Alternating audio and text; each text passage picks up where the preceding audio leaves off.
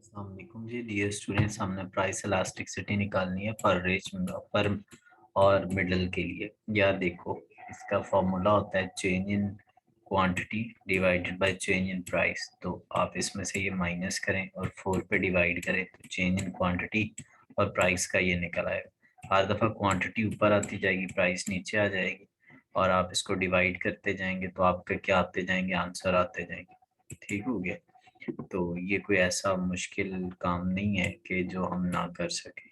ठीक है, तो आपने इसको सिंपल इसमें से कर लेना है और करके तो आपके आंसर्स आ जाएंगे।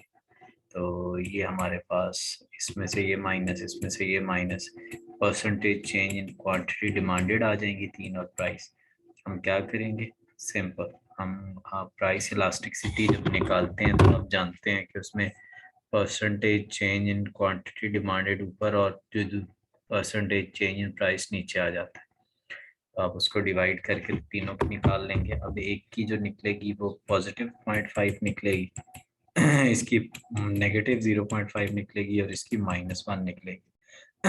तो ये इनकी तो यानी इसका जो इम्पैक्ट है वो चेंज इन क्वांटिटी का, चेंज इन प्राइस का इम्पैक्ट क्वांटिटी पे इन इलास्टिक है, और ये भी इन इलास्टिक है, नेगेटिवली इन इलास्टिक। और ये भी, ये क्या है, यूनिटरी इन इलास्टिक। ठीक है, यूनिटरी नेगेटिव इलास्टिक है। तो आप इस तरह से लिख सकते हैं। अगर आपको इसका सोल्यूशन चाहिए तो आप मुझे व्हाट्सएप कर लें इस नंबर पे 033519001119 पे, मैं आपको भेज दूंगा। इसके चार्जेस हैं, अगर आपको चाहिए हो तो आप ले सकते हैं। बहुत शुक्रिया।